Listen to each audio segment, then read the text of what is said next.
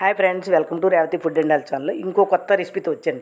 మనం ఎప్పుడు టిఫిన్ చేసుకుంటాం కదా స్నాక్స్, అలా కాకుండా వెరైటీగా చేసి చూపిద్దామని చేస్తున్నానండి. గుజరాత్ స్పెషల్ అండి ఇది. పచ్చిమిర్చి అల్లము బరగ్గా పట్టించుకున్నామండి. సొరకాయ తీసుకున్నాము, కోరుకున్నామండి. ఇలాగా కొబ్బరికూరలో కోరేసుకుని క్లాత్లో వేసి గట్టిగా పిండేస్తామండి. పిండిస్తే వాటర్ వస్తుంది చూడండి. ఆ వాటర్ మనం చపాతీలో వేసుకోవచ్చు, లేదా అంటే చారులో వాటిలో కూడా యూజ్ చేసుకోవచ్చండి. ఈ కూర ఉంది కదండి, ఇది మనం బౌల్లోని వేసుకుంటామండి. విడివిడిగా ఉంటుందన్నమాట అలా పిండిస్తేను. దీనికి ఒక కప్పు గోధుమ పిండి తీసుకుంటామండి. ముందుగా అరకప్పు ఇందులో యాడ్ చేస్తామండి.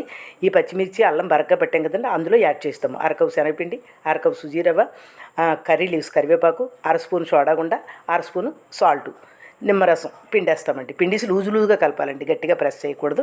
ఆ ఉన్న అరకప్పు గోధుమ పిండి కూడా యాడ్ చేసిస్తామండి. చేసి అలా లూజుగా కలపాలండి. పసుపు కూడా దీనికి యాడ్ చేసి ప్రెస్ చేయకూడదు, గట్టిగాను అలా కలిపేస్తామండి. కళాయి పెట్టుకున్నాము, వాటర్ వేసుకున్నామండి. అందులోని మనం ఇడ్లీలాగే ఆవిరి మీద ఉడకబెట్టుకోవాలండి.